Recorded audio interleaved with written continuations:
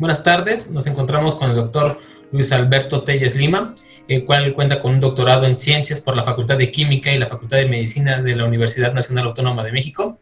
Actualmente es investigador titular A en el Instituto de Neurobiología en el campus Curiquilla. La investigación del doctor Luis Telles se centra en la conducta motivada, así como los correlatos moleculares, celulares, neuroquímicos y electrofisiológicos asociados a la recompensa. Ok, doctor, buenas tardes. Buenas tardes. ¿Nos podría contestar algunas preguntas? Con gusto. Ok. En su experiencia, ¿cómo ha sido la transición de ser un estudiante a llegar a convertirse en un investigador? Bueno, es un proceso largo y doloroso, tendría que decir. ¿Cuánto consideras que dejas de ser estudiante? Yo a veces pienso que incluso ahora sigo siendo un estudiante. La diferencia principal para mí radica es que cuando era formalmente un estudiante, yo solo era responsable de mi formación y de mis proyectos, los proyectos que se encontraban a cargo de mi persona. Y ahora como investigador, no solo soy responsable de mí y de lo que quiero hacer, sino también de las personas que trabajan conmigo. Entonces hay que coordinar con ellos y tratar de encontrar un equilibrio entre sus intereses, mis intereses y su desarrollo profesional simultáneo al desarrollo de las líneas de investigación o a las preguntas que intentamos contestar. Entonces, básicamente para mí, la diferencia en esta transición más fuerte radica en que ahora soy responsable de otras personas. No solo soy responsable de mí y de lo que pasa conmigo, sino soy responsable de un grupo. Ok, doctor. Basándonos un poco en lo que nos ha dicho, ¿cuáles son los retos o las dificultades a las que usted se enfrentó o se enfrenta como investigador joven al montar un laboratorio? Bueno, primero que nada, nada es como lo imaginas, ¿no? Pasando desde que empiezas a estudiar un posgrado hasta que te vas del postdoc y luego cuando empiezas a montar tu laboratorio, en todas estas instancias, casi nunca nada resulta como tú pensabas que iba a ser. En este caso creo que los retos más importantes son de carácter logístico, es decir, cómo acondicionar un espacio, conseguir recursos para montar las tecnologías que necesitas para desarrollar tu investigación.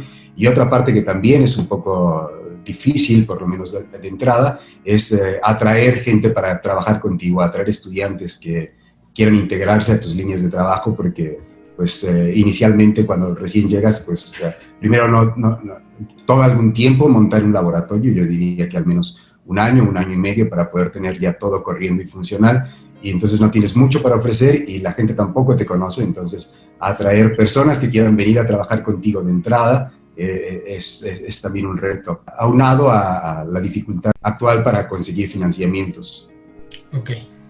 Ok, doctor. Durante su experiencia en la investigación, ¿se ha sentido con poca experiencia o inexpertise en relación a otros investigadores? Constantemente. No, yo no me considero particularmente un experto en nada. ¿Cómo lidia con esta inexpertise? Aprendiendo.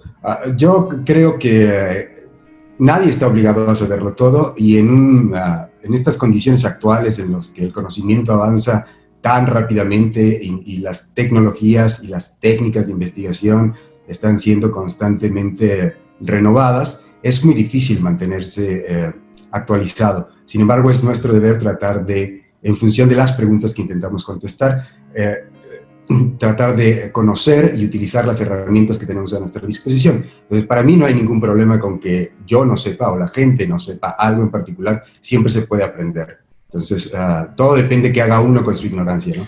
La ignorancia te lleva a cuestionarte y a generar en ti alguna curiosidad o inquietud y tratar de responderla. En ese sentido, la ignorancia puede ser algo bueno. Pero si tu ignorancia te pone en un estado displicente en donde dices, bueno, ya está, no sé esto y nunca lo voy a aprender, entonces te pones en desventaja. Pero bueno, sí, constantemente yo me siento inexperto. Ok. Bueno, saltando un poco de tema, ¿por qué decidió usted convertirse en investigador? ¿Por qué se interesó por la investigación científica y en neurociencias? Uy, eso es una... creí que se me daba este negocio y creí que me salía razonablemente bien y supongo que uno se siente reforzado por las cosas que hace bien y le funcionan y entonces cuando empecé a hacer esto vi que no lo hacía tan mal, que lo hacía razonablemente bien y decidí seguir por ahí hasta que llegué hasta acá. No, no hay nada romántico en mi historia de que siempre tuve curiosidad acerca de cómo es el mundo. No, yo era razonablemente bueno contestando preguntas y resolviendo problemas, y creo que esos eran requisitos para hacer un trabajo decente en este negocio, y acabé acá. Si hubiera sido bueno haciendo otra cosa, probablemente me hubiera dedicado a otra cosa. Ok, doctor. ¿Qué haría usted para motivar a los jóvenes justamente a el campo de la investigación, digamos, en etapas decisivas como son preparatoria, secundaria o inclusive licenciatura?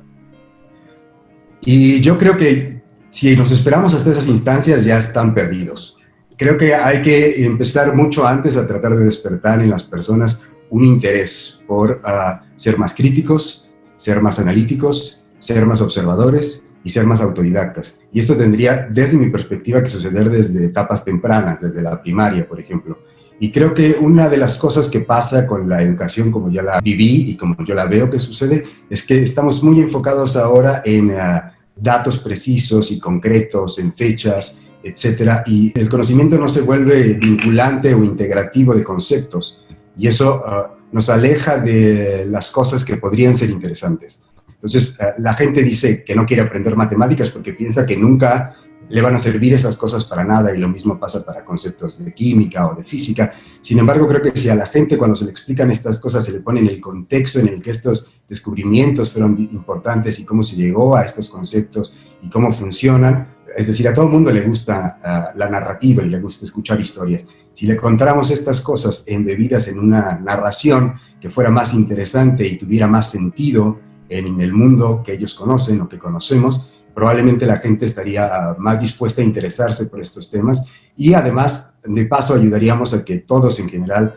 nos volviéramos un poco más críticos y más analíticos, pero sobre todo autodidactas, que aprendiéramos a entender cómo es que aprendemos y a buscar la información que necesitamos para contender con los problemas de cualquier índole, porque desde mi perspectiva también, al final, un buen científico lo que hace es buscar problemas y encontrarle soluciones, ¿no? Entonces, esa es una herramienta que es útil independientemente a qué campo te dediques. No importa en dónde estés, vas a encontrarte problemas y vas a tener que solucionarlos. Y si uno aprende desde temprano a hacer eso, creo que ya sería una ganancia en términos generales, independientemente de cuál decidas que sea tu profesión posteriormente.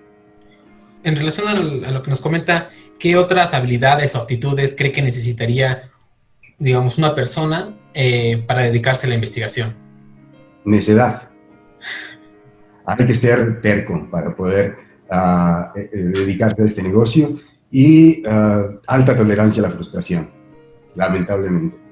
Porque normalmente las cosas no pasan como uno quiere, y la mayor parte de los experimentos fallan, nuestras hipótesis están equivocadas, etcétera, etcétera. Entonces, uno necesita ser persistente, testarudo y aprender a no frustrarse, a lidiar con ello y a tratar de encontrar nuevas aproximaciones constantemente. Ok, doctor. Bueno, y por último, pues sabemos que México está pasando por una situación difícil en el campo de la investigación. Entonces, quisiéramos conocer su punto sobre qué propuestas tendría usted para apoyar o mejorar la investigación en México. Si en algo soy más inexperto que en cualquier otra cosa, es en políticas públicas. Pero me parece que no solo es México el que está pasando por un problema respecto a la ciencia. El problema principal tiene que ver con la distribución de los recursos.